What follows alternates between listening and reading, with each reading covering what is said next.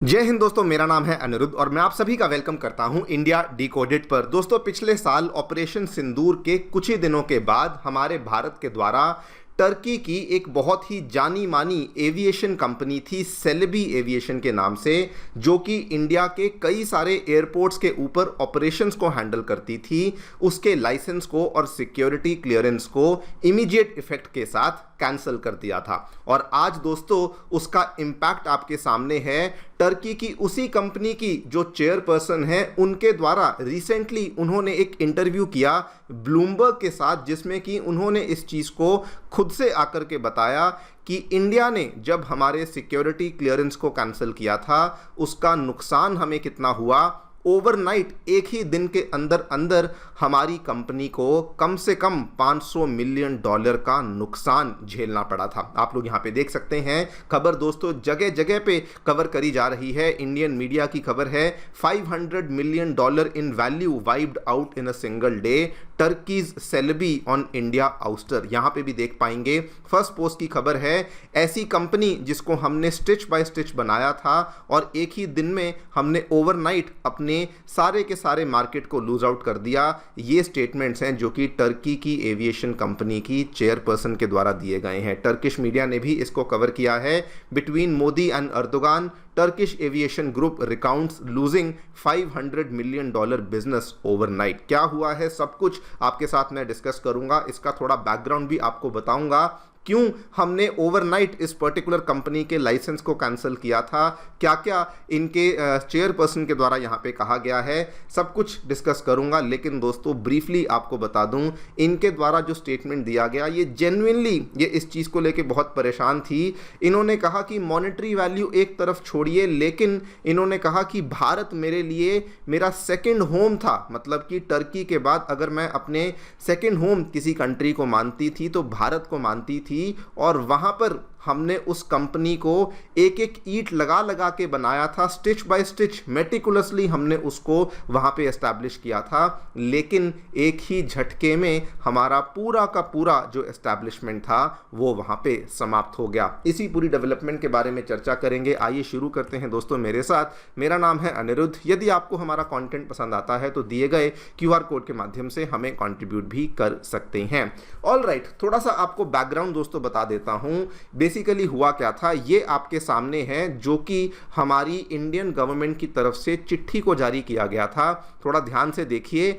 ये बेसिकली बताता है कि सिक्योरिटी क्लियरेंस जो कि हमने टर्की की company Celebi airports services India private limited को दिया था on so and so dated, उसके बाद इन्होंने कहा in the exercise of power conferred upon director general BCAS security clearance in respect of Celebi airport services India private limited is hereby revoked with immediate effect. और इसका reason क्या था? Reason बड़ा simple था, जो कि at least यहां पे दिया गया था, this is done in the interest of national security. ये दोस्तों जो कंपनी है, ये बेसिकली टर्की की एक कंपनी है और ये हमारे एयरपोर्ट्स के ऊपर जितने भी ग्राउंड ऑपरेशंस होते हैं, जो फिर भले वो हमारा जो पैसेंजर एयरपोर्ट हो या फिर इवन जो कमर्शियल कार्गो हैंडलिंग वाले जो एयरपोर्ट्स के ऊपर होने वाले ग्राउंड ऑपरेशंस होते हैं, सामान की आवाजाही जहां पे होती है, वहां पर भी यही वाली कंपनी मेनली ऑपरेशंस को हैंडल किया करती थी। लेकिन इस सिंगल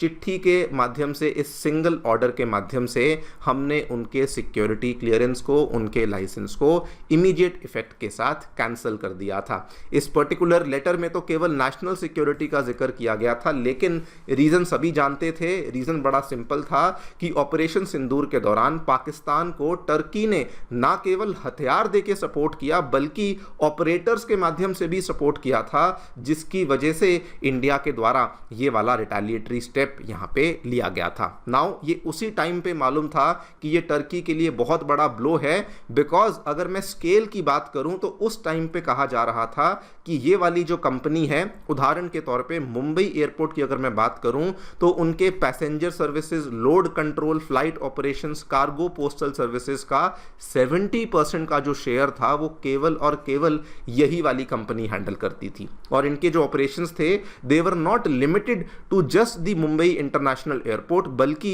उसके अलावा नई दिल्ली में, बेंगलुरु में, हैदराबाद में, कन्नूर में, गोवा में, कोचिन में, अहमदाबाद में, चेन्नई में, मल्टीपल जगहों पे इनके द्वारा ऑपरेशंस को हैंडल किया जाता था, जिसमें कि मान के चलिए 58,000 से भी ज़्यादा की फ़्लाइट्स को ये लोग हैंडल करते थे। 5,40,000 टन से ज़्यादा के कार्गो को सालाना बेसिस पे ये लोग हैंडल करते थे, जिसकी वजह से ये इंडिया से बहुत ही मोटा पैसा कमाते थे एंड जिसकी वजह से ये इंडिया की लार्जेस्ट ग्राउंड हैंडलिंग फर्म भी केवल और केवल 3 सालों के अंदर ही बन चुकी थी। लेकिन अब दोस्तों उन्हीं की चेयरपर्सन के द्वारा इस चीज़ को एडमिट किया गया। ये 2-3 स्टेटमेंट्स हैं जो इन्होंने बताए, ध्यान से देखिए।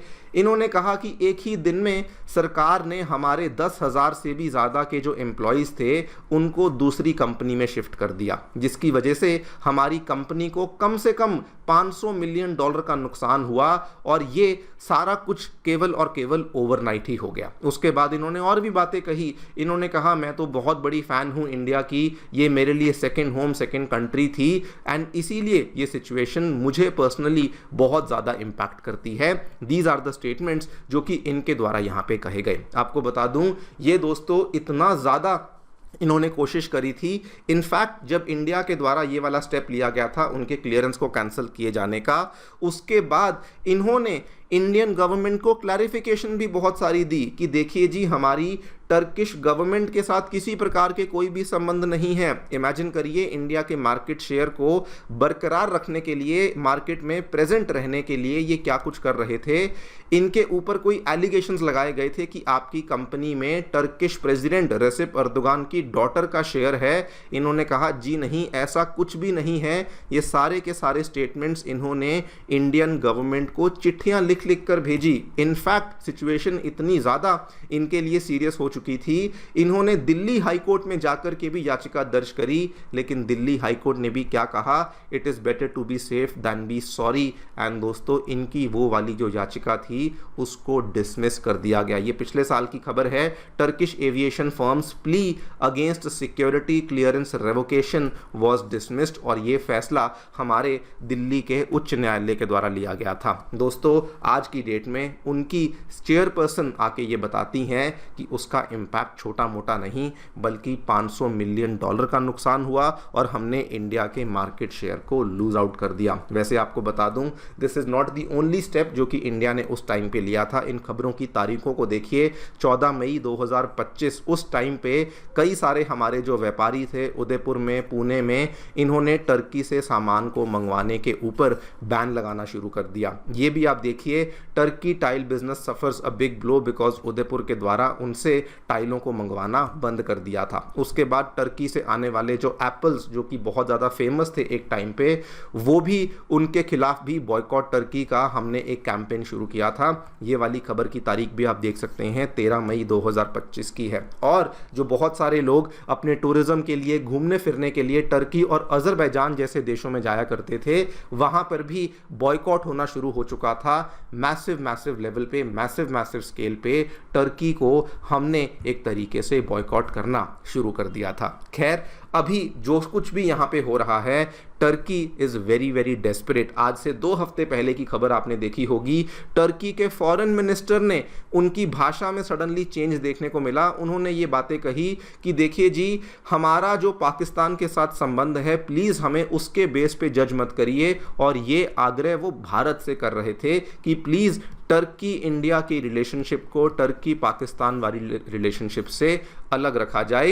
एंड उनका मेन रीज़न क्या था, बिकॉज दोस्तों इंडिया के द्वारा साइमल्टेनियसली एक तरफ साइप्रस के साथ और दूसरी तरफ ग्रीस के साथ हमने हमारे संबंधों को, स्पेसिफिकली डिफेंस वाले संबंधों को बहुत ज़्यादा बढ़ाना शुरू कर दिया है, जो कि हम लोग पिछले 1 साल से तो लगातार करते आ रहे हैं, लेकिन पिछले 1-2 महीनों में कुछ ज़्यादा ही अग्रेसिवली कर रहे हैं। बल्कि साइप्रस और ग्रीस जो हैं वो इंडिया से हमारे हथियारों को भी लेने के लिए बहुत ज़्यादा आतुरता भी शोकेस कर रहे हैं। और उसके बाद आप देखिए टर्की का जो मेल्ट डाउन है वो शुरू हो चुका है कि प्लीज़ हमारी रिलेशनशिप को ख़राब मत करिए, हमारी जो दोस्ती पाकिस्तान के साथ है इंडिया को उससे प्रॉब्लम नहीं होनी चाहिए। जबकि अगर ये कहते हैं कि इंडिया को इस चीज़ को इंडिपेंडेंटली कहना चाहिए। द बिगेस्ट क्वेश्चन जो कि सामने आता है कि अगर इंडिपेंडेंटली रिलेशनशिप को चलाना है तो टर्की आए मौके पे कश्मीर में दखल अंदाजी क्यों करता है? जब भी यूएन का समिट होता है जो कि हर साल सितंबर में होता है, विदाउट फेल टर्की के प्रेसिडेंट वहां पे जाकर के कश्मीर के मुद्दे को उठाते हैं, पाकिस्तान का समर्थन करते हैं। लेकिन जब इंडिया किसी तरीके से हिट बैक करने की कोशिश करता है तो उनकी भाषा आप देखिए वो सडनली चेंज हो जाती है। खैर देखते हैं आगे चलकर क्या होता है। जो इंडिया ने सेलेबी एविएशन को लेकर किया उसको लेकर आपकी क्या राय है, हमें डेफिनेटली बताएं कमेंट सेक्शन में। Thank you so much for listening, stay tuned and stay